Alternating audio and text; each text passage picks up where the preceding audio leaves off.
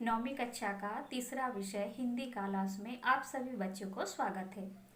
तो बच्चों, आप लोगों को कई महापुरुषों का नाम याद है? तो ठीक है, मैं बोल देती हूँ। जैसे गोपबंधु दास, मधुसूदन, सुरेंद्र साय। तो ये लोग महान पुरुष क्यों बने? क्योंकि अच्छे कार्य करने की वजह से। कुछ अच्छा कार्य किए, हर समय दूसरों की सहायता किए, इसलिए महान पुरुष बने।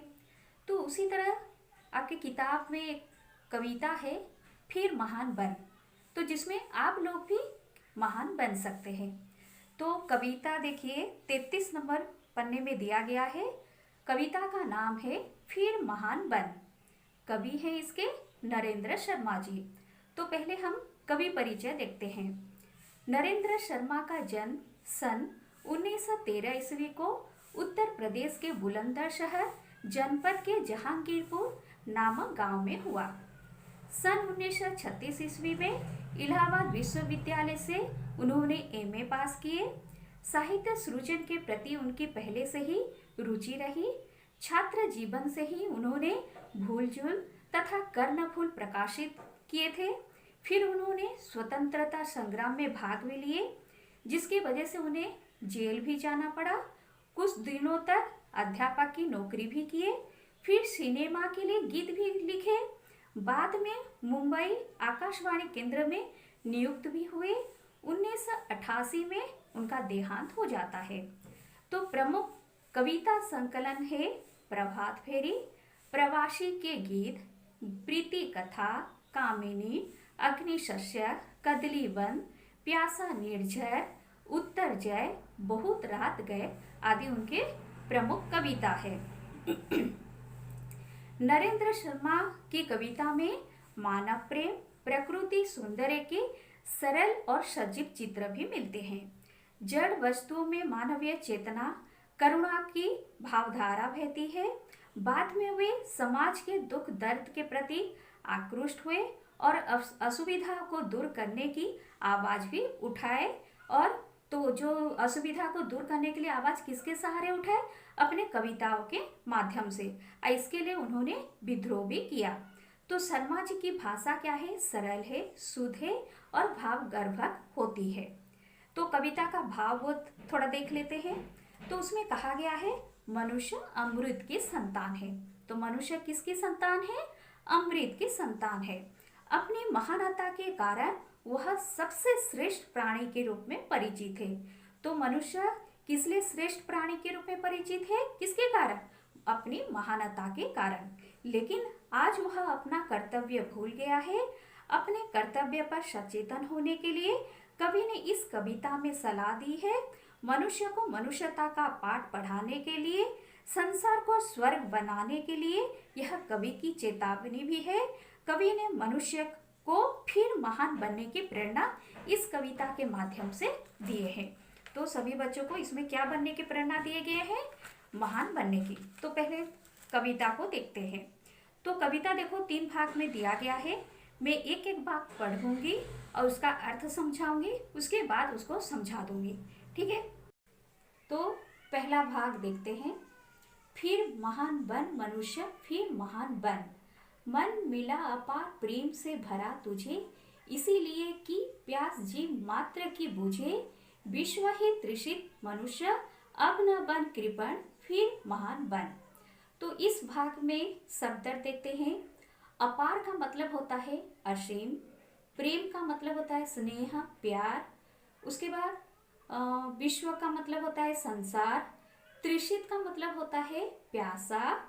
और कृपण का मतलब होता है कंजूस। कविता को समझते हैं। मन मिला अपार प्रेम से भरा तुझे।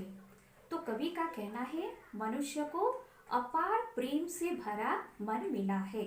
उसका मन क्या है? अपार प्रेम का सागर है। जिस तरह सागर कहीं खत्म नहीं होता है, तो उसी तरह उसका मन क्या है? अपार प्रेम का सागर। तो उसे क्या करनी चाहिए? प्यास जीव मात्र की बुझे। हर जीव की, हर मनुष्य की क्या करनी चाहिए? प्यास बुझानी चाहिए। प्यास बुझानी चाहिए का मतलब क्या है? उसका दुख कष्ट को दूर करना चाहिए। विश्व ही तृषित मनुष्य, अब न बन कृपण, फिर महान बन। विश्व ही तृषित, प्यासा। तृषित का मतलब क्या है? प्यासा।